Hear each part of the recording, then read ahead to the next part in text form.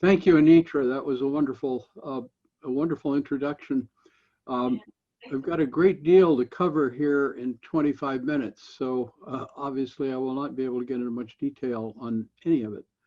But it is such an honor and privilege to meet with this group, and I totally agree with Rolando's opening comments that, you know, this is a very special time for humanity. The coronavirus has opened us up to the many failures of the systems with which we currently work.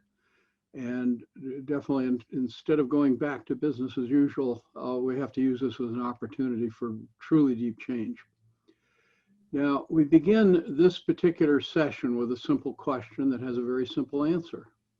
What if we cannot eat, breathe, and drink money? Well, the simple answer is clearly we cannot.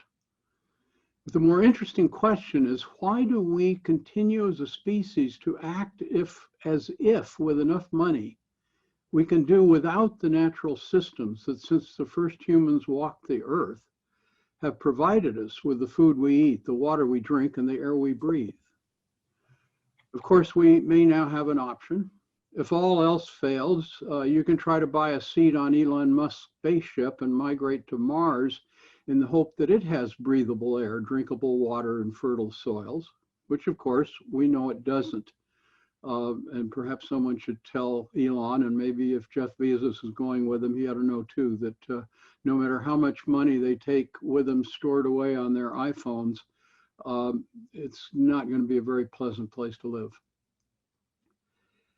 Now, my sense is that we have arrived at a very special moment for humanity in terms of readiness for significant conversations, getting down to issues and solutions that we've for too long sidestepped. They require deep listening to share and to learn together in ways all too uncommon in the modern human experience. And as I think we probably all know, far too uncommon even among us in the Club of Rome. We are here, in fact, as members of an organization that 48 years ago shocked the world with a study using an MIT computer model to demonstrate a truth that should be as obvious as the truth that we cannot eat, drink, or breathe money. Perpetual growth of consumption on a finite planet is ultimately an act of collective suicide. That could be not more simple or more clear, and yet we, a species that prides ourselves on our intelligence, seems unable to come to terms with it. Anyway, when that first report, The Limits to Growth, came out, the world listened briefly. They enacted some modest environmental protections, and then they returned to growth as usual. The world's leading scientists now tell us we have less than 10 years remaining to achieve a dramatic change or face irreparable collapse of Earth's climatic systems. In the bigger picture, virtually all of Earth's regenerative systems essential to life as we know it are in threat of collapse. So our task today is not to debate the details of how the collapse will play out or what measures we might take to delay it. It is to explore how we might transcend the barriers that block us from achieving the possible future it is within our means to create, if in fact we are the intelligent species we believe ourselves to be. I want to take you back to a bit of my own history. My academic career involved teaching business organization. Essentially, how do you structure and manage corporations to maximize profits? I stepped out of that, and now my whole focus is on how do we organize as a global species to maximize the well-being of all of Earth's living beings, including all humans. Anyhow, back in the days in the 1970s, early 70s, when I was at Harvard, Harvard and MIT were just a mile apart. And I don't remember what happened, but I was drawn to participate in a monthly faculty workshop at MIT on the limits to growth organized by the MIT System Dynamics Lab. Participating in that workshop led me to design and teach a doctoral seminar at the Harvard Business School in June 1975 for which the first reading was The Limits to Growth. The title of the seminar was Management in the Future. It explored the radical implications of the limits to growth for the future of business and the economy. It got exceptional student ratings. Some of them referred to it as their first educational experience at the Harvard Business School. It was the last course I taught at the Harvard Business School because it became clear to us all that my heart really was not in training corporate CEOs how to grow corporate profits. Then for the next 2.5 years, I served on the staff of the Harvard Institute for International Development as a Ford Foundation funded senior advisor to the world's largest third world population and family planning services programs, all about the management of those programs. Now, as some of you may know, it just happened that the Harvard Institute for International Development was home to the leading neoliberal economists advising underdeveloped countries on economic development policy. That was a time before I came to understand the nature and intention of the neoliberal agenda. A defining moment in my memory of those years was a meeting of Harvard's leading economists in which I participated in 1976. The topic was the UN study led by Wassily Leontief on the future of the world economy. The purpose of the meeting, the discussion focused on Leontief's statistics showing no limitations to growth from resource shortages over the next 25 years. That was 1976. The meeting's primary purpose was to celebrate this definitive rebuttal of the Club of Rome and the limits to growth. Now, I was a very junior participant and was simply observing. But at one point, I mean, this is the thing I just could never forget. I saw a face across the table from me begin to turn ashen white. Everyone in the room noticed. The ashen face then spoke up to explain that he'd happened to notice that if you project the trends on resource availability in this report, they began turning negative shortly after the year 2000. That broke the jubilant mood and the meeting ended in disarray. And I never again heard any of those economists mention either the Leontief study or the limits to growth. That was the moment when I realized that neoliberal economics is a religion dedicated to advancing an elitist ideology whose leading practitioners have no interest in anything other than their own status and power. And that includes the economists who promote that theory. This experience was about the same time the world began turning away from limits to growth and went back to business as usual. So it's now nearly 50 years since the limits to growth put out its warning to the world. Since then, global population has roughly doubled. Global economic output has increased roughly 4 times. We of the Club of Rome now recognize that the primary issue is the capacity of Earth's regenerative systems, which are scarcely mentioned in the original limits to growth study, which has one passing reference to potential irreversible changes in the Earth's climate. This is significant because it reflects the extent to which our understanding of the science of Earth's living systems has advanced dramatically since the limits to growth study. The details of the analysis are now rather different, but the validity of the defining thesis remains. Pursuit of perpetual growth and material consumption on a finite planet is an act of collective suicide. Our future depends on deep and fundamental change. We're in far worse circumstances now than in 1972, and the changes required are far more dramatic than they would have been if we had taken the limits to growth seriously then. Yet political opposition is stronger, and most of those with political power prioritize growth in GDP and corporate profits over environmental care. But at the same time, COVID-19 is exposing so many flaws and injustices that go beyond the immediate impact of the pandemic. It is almost as if Earth were shouting to us through this pandemic, "Wake up, humans. Use your brain. You can do so much better than this. We are in the midst of waking up to the reality that the global economy is actively and aggressively destroying Earth's capacity to sustain life.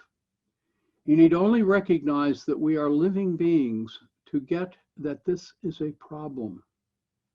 We could debate whether the current path leads to human self-extinction. Perhaps a few humans will survive under conditions most of us would find intolerable. We could debate whether non-human life will survive and how many millions of years it might take for Earth life to fully recover from humans. But that is more a diversion.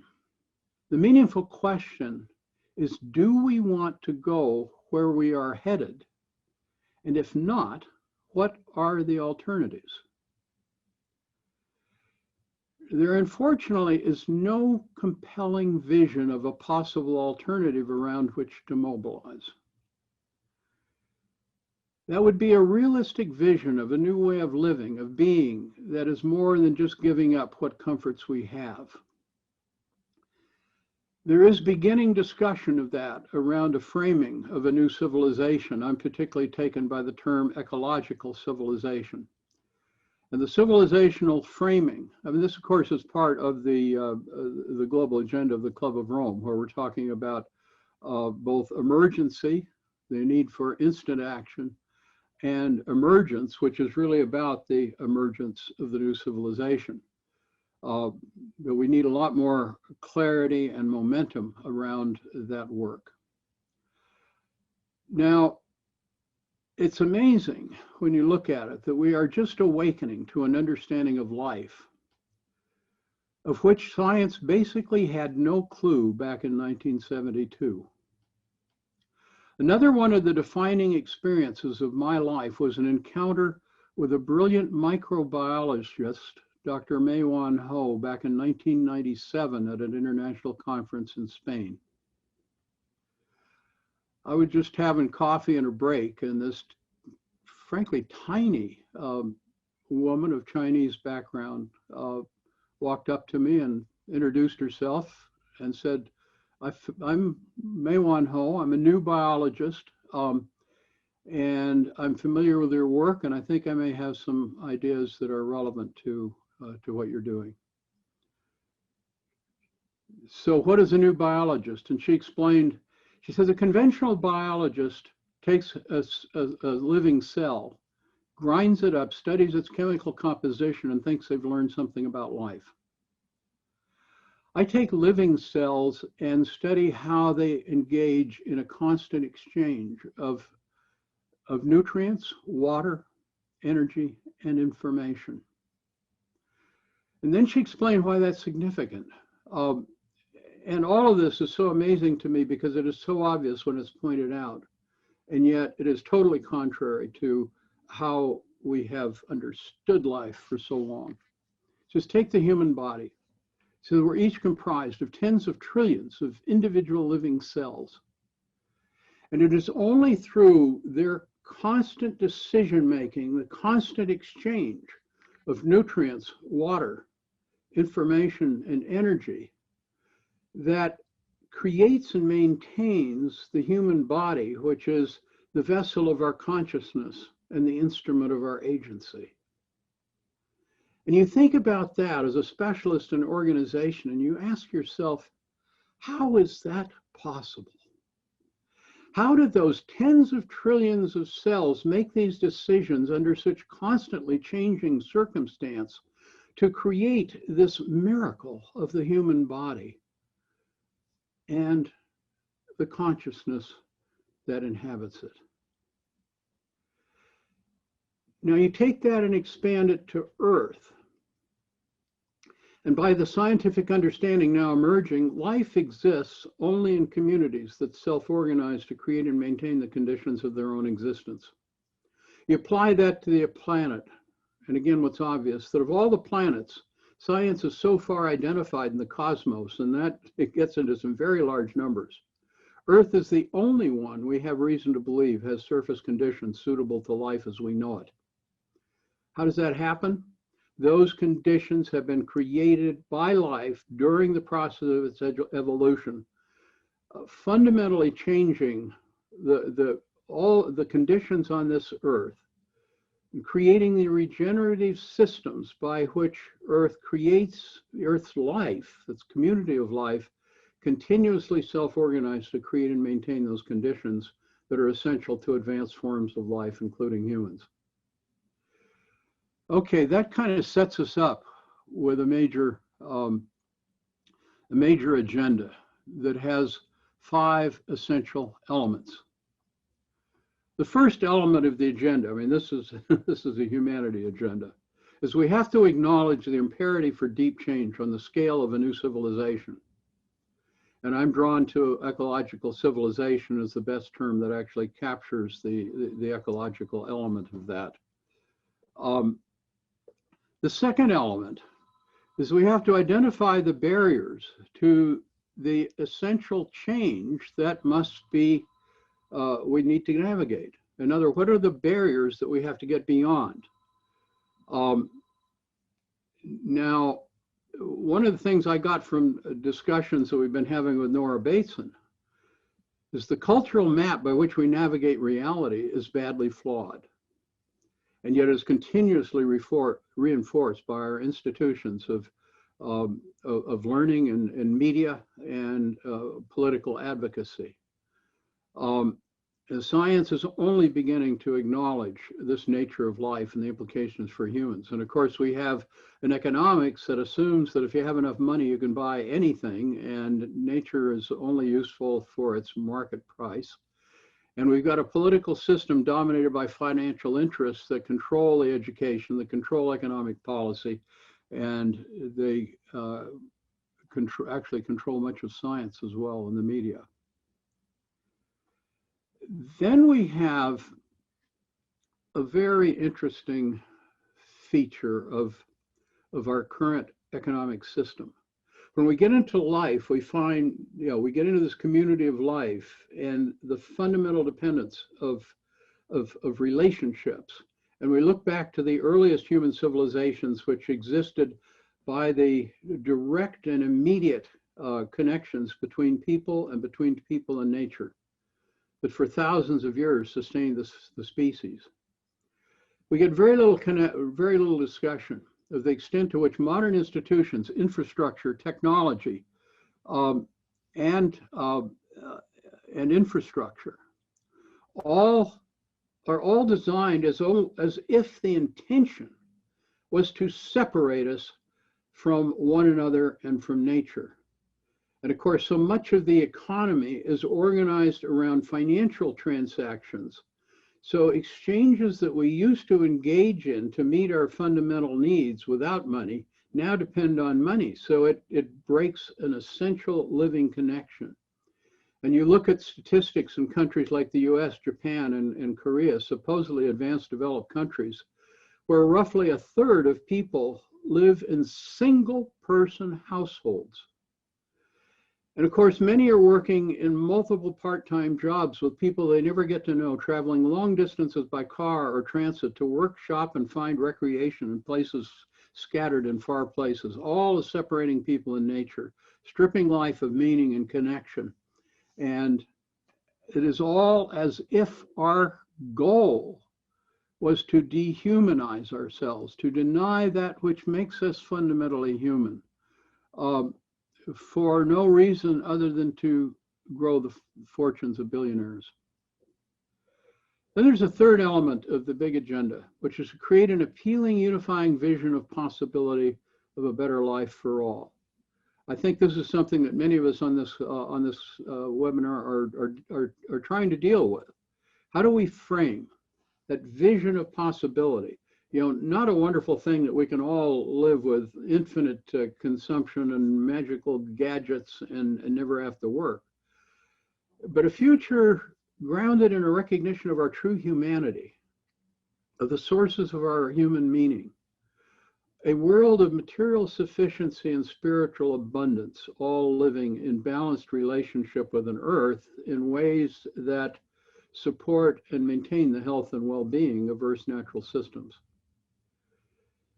Now, the fourth element of the agenda is to identify the choices of cultural values, of institutions, technology, and infrastructure that are actually supportive of the vision. And at the heart of this is the question of how would we organize ourselves so that we strengthen rather than disrupt our direct relationships with one another and nature. Now, actual implementation of that takes us far, far beyond any experience within the modern human context, which means that the fifth element of the agenda needs to be the local agenda, engaging in collaborative transformational learning through doing in local communities throughout the world, sharing lessons as we go globally, and learning to organize as life organizes. And the absolute foundation of that organization of life is that the key decisions are made locally. Just like in our body, all of these individual cells constantly self-organizing beyond the awareness of our cognitive brain. Now, part of the paper that some of you looked at that we distributed as part of preparation involved 3 principles of a new economics. I worked out those 3 principles at the request of Sandrine as part of the Club of Rome process. And it breaks the principles into 3 fundamental chunks: purpose, power, and procreation. The first principle is we need to get our human purpose right. Simply put, growing GDP is a valid human priority only if our goal is to grow the financial assets of the already wealthiest among us. The defining purpose of both society and economy in an ecological civilization must be the health and the well-being of place-based living communities and their members. Second principle, we have to get our power right. To secure the well-being of society, power must reside in communities of place that control and manage their resources through deeply participatory processes consistent with the needs of the whole of the community. The power maximizing transnational corporation is an illegitimate institution and must ultimately be eliminated.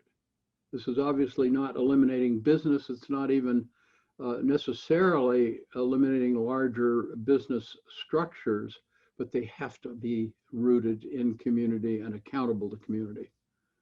The third principle is get our procreation right. Life is regenerative, as are human societies. We humans regenerate through our birthing process, life and death. That's life. But bringing our human numbers into balance with Earth's regenerative capacities while assuring that every human child is a wanted child, fully supported and achieving full adult maturity and potential, that is the goal around which we must organize. And the issues go far beyond issues of, say, paid child care. Now, as a last exercise, the implementation of these principles will require a deep transformation of economic policies and institutions. Half measures will not do. And here's a list of some of the key changes. We must go beyond stopping the use of plastic bags. The ecological civilization goal is a circular economy in which nothing is wasted and nothing is depleted. We need to go beyond providing more organic food options. The ecological civilization option is a food system in which all food is produced in ways good for Earth and healthy for people. We need to go beyond passing laws requiring corporations to act responsibly. The ecological civilization goal is an economy in which all businesses are owned by and accountable to the people of the community they are intended to serve. We need to go beyond ending war. The ecological civilization goal is to dismantle the apparatus of war in the military-industrial complex. We need to go beyond incentivizing the purchase of electric cars. The ecological civilization goal is to design neighborhoods and transportation networks in ways that do away with most need for cars. We need to go beyond providing everyone a guaranteed income. The ecological civilization goal is to assure everyone access to beneficial work that meets their material needs with dignity and satisfaction. We need to go beyond accepting all migrants fleeing social and environmental collapse. The ecological civilization goal is a world in which every place is a healthy place and every person has a place. We need to go beyond assuring that women have access to birth control methods. The ecological civilization goal is to balance human numbers with nature's regenerative capacities while assuring that every child is a wanted child, supported through their life in actualizing their full potential and communication. These are all goals within our human means that, when fully implemented, hold prospect of a better life for everyone.